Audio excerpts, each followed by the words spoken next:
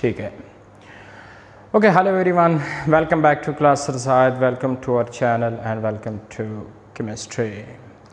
Today we will discuss very important topic of chemistry, that is kinetic molecular theory of gases.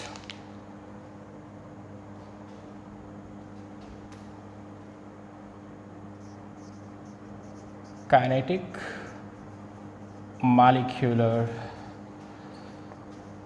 theory of gases.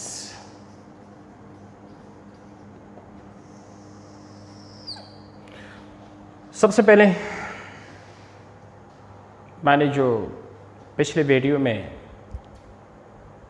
Graeme law of diffusion और इफ्यूजन्स के बारे में जो MCQs किए थे, जो it's very important on MDCAT and eta point of view, वो MCQs कुछ और भी करने थे, लेकिन चलो फ़िलहाल आप लोग एग्ज़ाम की तैयारी कर रहे हैं, MDCAT वगैरह बाद में देंगे, तैयारी करेंगे, तो मैंने फिर इसलिए छोड़ दी. मैंने कहा चलो फिर नेक्स्ट आप लोगों का जो टॉपिक है कि कोर्स कवर हो जाए. So that is a kinetic molecular theory of gases. सबसे पहला क्वेश्चन है कि ये जो मॉडल है काइनेटिक मॉडल, ये गैसेस मॉलिक्यूलों के बारे में है. It's not for solid and not for liquid. फिलहाल हमने सॉलिड के मॉलिक्यूल डिस्कस नहीं करने, गैस के लिक्विड के मॉलिक्यूल डिस्कस नहीं करने. हमने जिन मॉलिक्यूलों पे फोकस करना है, that is a molecule of gas. इसी वजह से इस थ्योरी को मैंने नाम दिया है kinetic molecular theory of gases.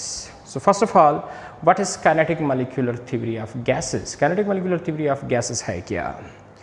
देखिए व्यूअर्स, वो थ्योरी, वो मॉडल जो हमें गैस के फिज़िकल बिहेवियर के बारे में बताए, उसको हम काइनेटिक मॉलिक्यूलर थ्योरी कहते हैं. वंस अगेन, कौन से मॉडल थ्योरी को हम kinetic molecular theory of gases कहते हैं? Which a model which explain the physical behaviour of the gases. A model which explain a physical behaviour of the gases. Physical behaviour of the gases, such a model is known as kinetic molecular theory of gases. तो physical behavior of gases देखने के लिए 1738 में एक scientist था जिसका नाम Bernoulli था, बर्नौलाई. बर्नौलाई ने 1738 में quantitatively behaviour of the gas को एक्सप्लेन कर दिया एक मॉडल से जिसका नाम है काइनेटिक मॉडल ऑफ गैसेस. सो बहुत बड़ा इम्पॉर्टेंट MCQs है कि kinetic molecular theory of gases है क्या. तो आपने कहना है कि वो थ्योरी जो फिज़िकल बिहेवियर क्वांटिटेटिवली एक्सप्लेन करे, वो theory kinetic theory of gases कहलाता है.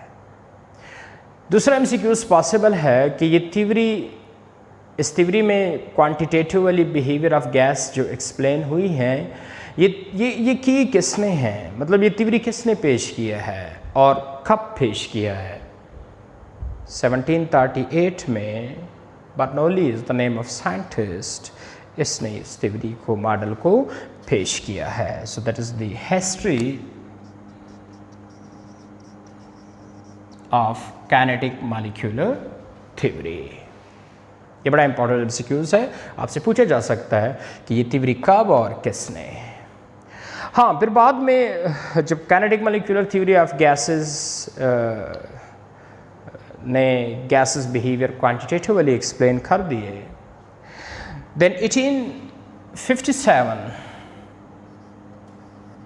1857 में जंग आज़ादी के दौरान एक और साइंटिस्ट था जिसका नाम क्लासिस था. उसने इसी थ्योरी के बेस एक इक्वेशन बनाया जिसका नाम काइनेटिक इक्वेशन है. And what is kinetic equation? PV is equal to 1/3 mNc² bar. इसमें P प्रेशर है, V वॉल्यूम है, M mass of the single molecule, or capital N is the number of molecule, and C square bar, that is square mean velocity. तीन तरह की velocity हमने next discuss करने हैं। एक को हम मीन वेलोसिटी और एवरेज वेलोसिटी कहते हैं, सेकंड को हम मीन स्क्वायर वेलोसिटी, और तीसरे को हम रूट मीन स्क्वायर वेलोसिटी, और चौथे को हम प्रोबेबल वेलोसिटी। लेकिन ये जो वेलोसिटी है that is mean square velocity of the gas molecule. तो 1857 में क्लासेस में इसी थ्योरी के बेस एक इक्वेशन बनाया that is kinetic equation called which is P V is equal to 1/3 mnc square bar. ये बहुत इंपॉर्टेंट इक्वेशन है, इसको याद रखना। एंड देन आफ्टर एक और साइंटिस्ट आया जिसका नाम मैक्सवेल था। ये बहुत इंपॉर्टेंट एमसीक्यूज है, हिस्ट्री ऑफ केएमटी में आपसे पूछा जा सकता है। मैक्सवेल उसने law of distribution velocity, Maxwell ने काइनेटिक मॉलिक्यूलर थ्योरी से एक लॉ पेश किया which is known as law of distribution velocity. फिर उसके बाद एक और साइंटिस्ट आया जिसका नाम बोल्ट्जमैन था। बोल्ट्जमैन उसने भी केएमटी बेस पे एक लॉ बनाया that is law of distribution of energy, that is distribution of velocity of the gas molecule, and that is distribution of energy of the gas molecule. And then last one of more, that is van der Waal.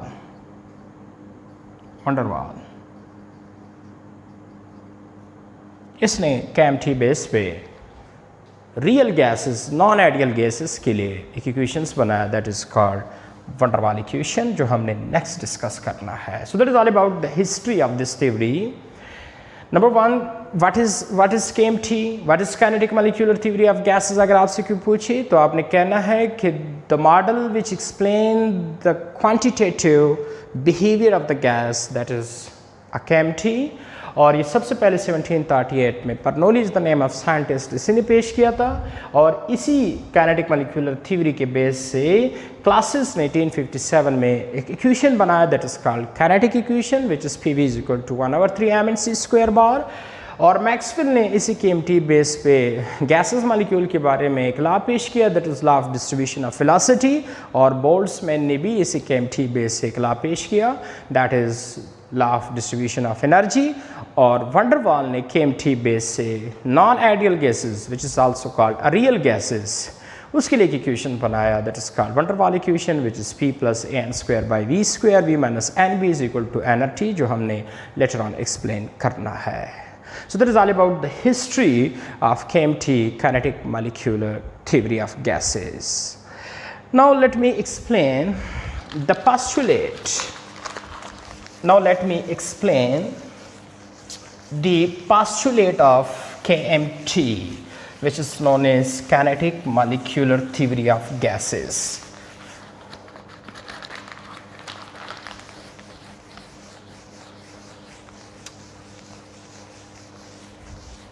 Okay, which is kinetic molecular theory of gases. What are the postulates? So let me explain one by one the postulate of KMT. Number one, kinetic molecular theory of gases के मुताबिक ये जो gas के molecule है ये smallest particle पे मुश्तमिल होता है जिसको हम मॉलिक्यूल्स कहते हैं। Every gas molecule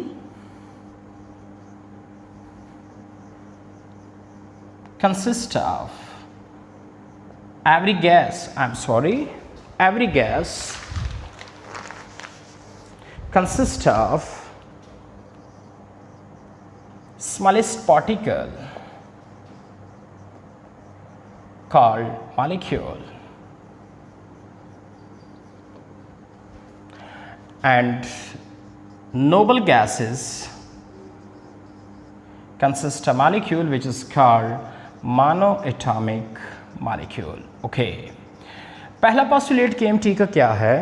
पहला पोस्टुलेट KMT का है कि जितनी भी गैसेस है हवा में हाइड्रोजन है, ऑक्सीजन है, नाइट्रोजन है, carbon dioxide, carbon monoxide, argon, xenon, जो भी गैस है, हर गैस एक स्मॉलेस्ट पार्टिकल पे मुश्तमिल है जिसको मॉलिक्यूल्स कहा जाता है। और सम गैसेस ऐसे हैं लाइक नोबल गैसेस जिसके मॉलिक्यूल में सिर्फ एक ही एटम है, that is called monoatomic molecule like helium, neon, argon, krypton and xenon. So the first postulate of this model that every gas consists of smallest particle which is known as molecule. Postulate number two कि हर gas मॉलिक्यूलों पे तो मुश्तमिल है,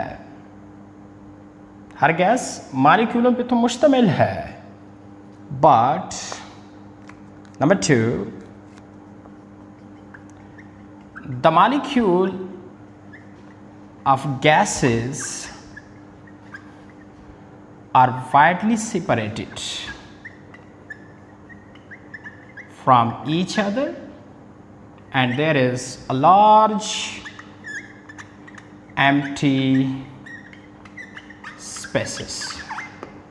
ये बात तो ठीक है कि गैसेस मॉलिक्यूल हर गैस जो है वो smallest particle that is molecule उस पर मुश्तमिल है, लेकिन नंबर टू यही मॉलिक्यूल ऑफ द गैस जो है they are widely separated from each other और इसके दरमियान बहुत सारा एम्प्टी स्पेस होता है। Once again gases consist a molecule, but the molecule of such a molecule of the gases are widely separated और बीच में बहुत सारा empty space है। Once again, the molecule of the gases are widely separated. First, every gas consists a molecule, and number two, the molecule of gas are widely separated और बीच में बहुत सारा empty space है।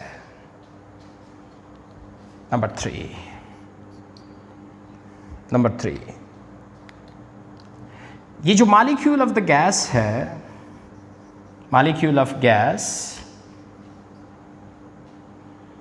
ये कोलाइड करते हैं, molecule of gas collide करते हैं किसके साथ? themselves, या तो आपस में कोलाइड करते हैं या विद वॉल ऑफ कंटेनर या कंटेनर के वॉल के साथ। क्या है कि जो मॉलिक्यूल ऑफ द गैस है वो या आपस में कोलाइड करते हैं, टकराते हैं, या फिर जिस कंटेनर में पड़ी हुई हैं उस कंटेनर के वॉल के साथ टकराते हैं, कोलाइड करते हैं। बात समझ आ रही है ना?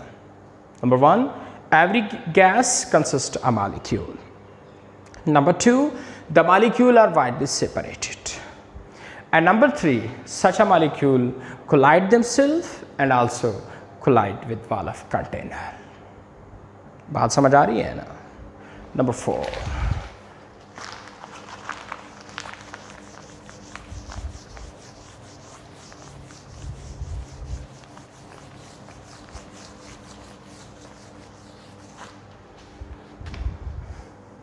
नंबर नेक्स्ट, ये जो कोलिजन है of the gases molecule, they are perfectly elastic. Number four, ये जो कोलिजन है of the gases molecule with themselves, with wall of container, the collision are perfectly elastic. अब आप लोग पूछेंगे सर इलास्टिक से क्या मुराद है, इलास्टिक कोलिजन क्या होता है? इलास्टिक कोलिजन का मतलब है नो लॉस और gain of energy and collision, मतलब ऐसा कोलिजन जिसमें कोई लॉस और गेन ना हो, लॉस और गेन ऑफ एनर्जी ना हो। What is perfectly elastic collision? No loss or gain of energy and collision। मतलब कोलिजन में एनर्जी का कोई लॉस गेन ना हो। ऐसा नहीं कि जब मॉलिक्यूल एक दूसरे से टकराते हैं तो वो उनकी एनर्जी जो है या ज़्यादा हो जाएगी या कम हो जाएगी, मतलब लॉस हो जाएगी या गेन हो जाएगी, नहीं ऐसा नहीं होता। मॉलिक्यूल ऑफ द गैस जब भी आपस में टकराते हैं या विद वॉल ऑफ कंटेनर टकराते हैं तो मॉलिक्यूल ना तो एनर्जी लॉस करता है ना एनर्जी गेन करता है during such a collision. So it's means the collision are perfectly elastic. हाँ, अगर लॉस गेन ऑफ एनर्जी होता, लॉस गेन ऑफ मोमेंटम होता तो कोलिजन इनइलास्टिक होता। लेकिन अकॉर्डिंग टू KMT जो molecule of the gas collide with themselves and also collide with wall of container, there is no loss or gain of energy during collision, so that's why the collision are perfectly elastic. That is number 4. Number 5,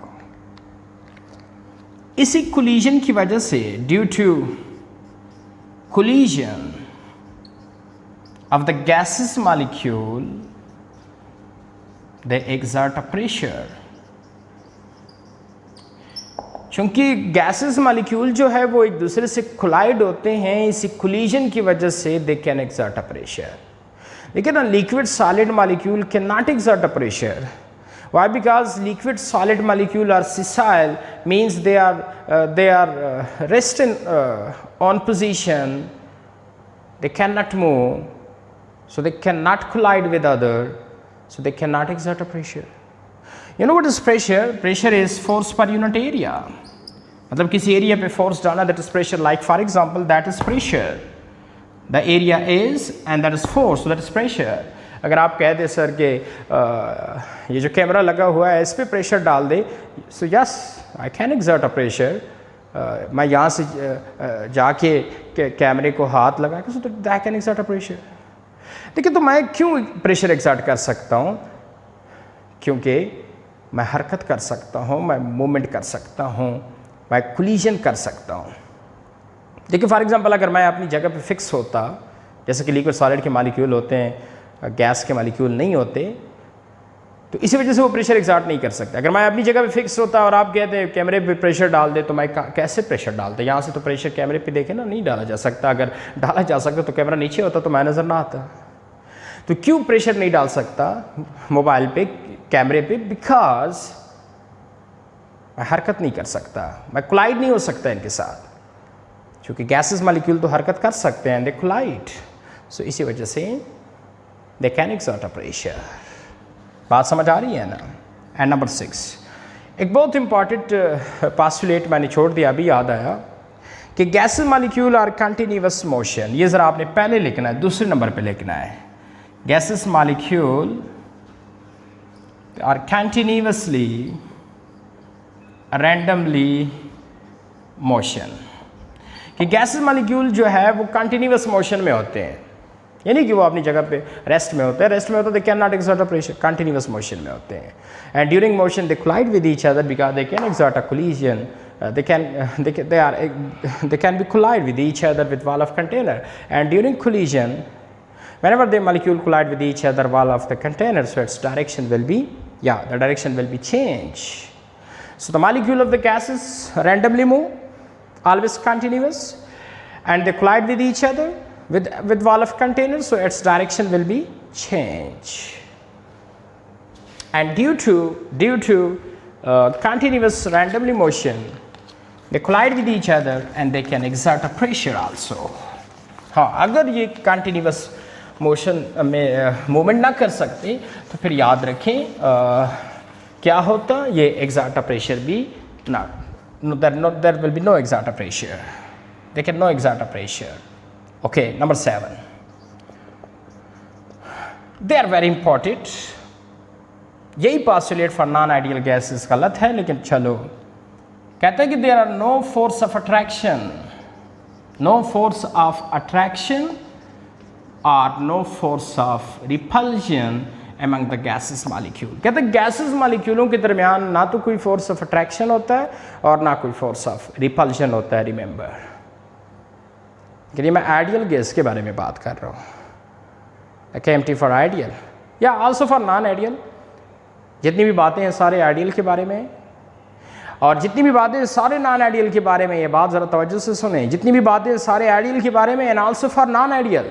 लेकिन 2 point ऐसे हैं जो ideal के तो हैं लेकिन non ideal के नहीं है, उसमें एक पॉइंट ये भी है, निक्स वैन डर वाल्स से साबित करना है।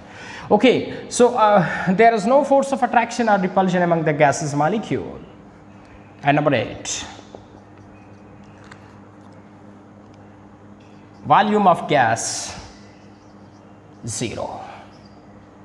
एक शॉर्ट सा बता देता हूँ, क्या सेंटेंस, वो जो सेंटेंस है वहाँ आप लोग परेशान हो जाएंगे।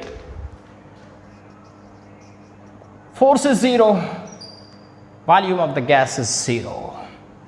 Remember, according to KMT, gas के मॉलिक्यूलों के दरमियान कोई फोर्स नहीं है,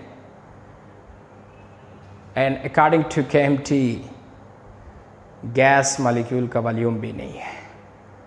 आप कहेंगे सर फोर्स नहीं है, ये तो चलो हो सकता है, अगर गैस का वॉल्यूम भी नहीं है तो गैस मॉलिक्यूल का वजूद, फिर देखिए ना बात आपकी ठीक है, वॉल्यूम ऑफ द गैस है, आप कहेंगे सर आपने 0 लिखा है, बताता हूँ। Volume of the gas according to KMT जो है दैट इज वेरी स्मॉल, मतलब गैस मॉलिक्यूल का जो वॉल्यूम है that is very very very very small as compare to the total volume. तो इसी वजह से हम कहते हैं है नहीं। सो 2 चीज़ें नहीं है गैस के अकॉर्डिंग टू KMT, गैसेस मॉलिक्यूलों में फोर्स नहीं है और गैसेस मॉलिक्यूलों का वॉल्यूम भी नहीं है। ये मैं नेक्स्ट एक्सप्लेन करूंगा, फिलहाल आप इतना काफ़ी है। Okay, so number 9, no effect of gravity on gases molecule. कहता है कि मॉलिक्यूल ऑफ द गैसेस पे ग्रेविटी का भी असर नहीं है। देखिए इस मार्कर पे तो ग्रेविटी का असर है, मार्कर नीचे गई, इसमें भी ग्रेविटी का असर है, लेकिन जो मॉलिक्यूल ऑफ द गैस है, कहता है मॉलिक्यूल ऑफ द गैस पे ग्रेविटी का कोई असर नहीं है। So no effect. बात समझ आ रही है ना?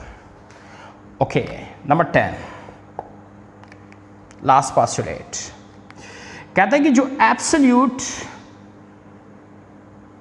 टेम्परेचर है they are directly proportional to kinetic energy of the molecule. मॉलिक्यूलों की जो काइनेटिक एनर्जी है ड्यू टू मोशन, कहता है वो एब्सोल्यूट टेम्परेचर से डायरेक्ट प्रोपोर्शनल है। क्या मतलब कि अगर आप मॉलिक्यूलों का टेम्परेचर इंक्रीज करेंगे तो इससे मॉलिक्यूलों की काइनेटिक एनर्जी भी बढ़ेगी। जितना टेम्परेचर एब्सोल्यूट टेम्परेचर आप बढ़ाएंगे उतना काइनेटिक एनर्जी भी बढ़ेगी। एंड नंबर लास्ट, हाँ, जो एवरेज काइनेटिक एनर्जी होती है, average kinetic energy of molecule eight same temperature will be same for different gases.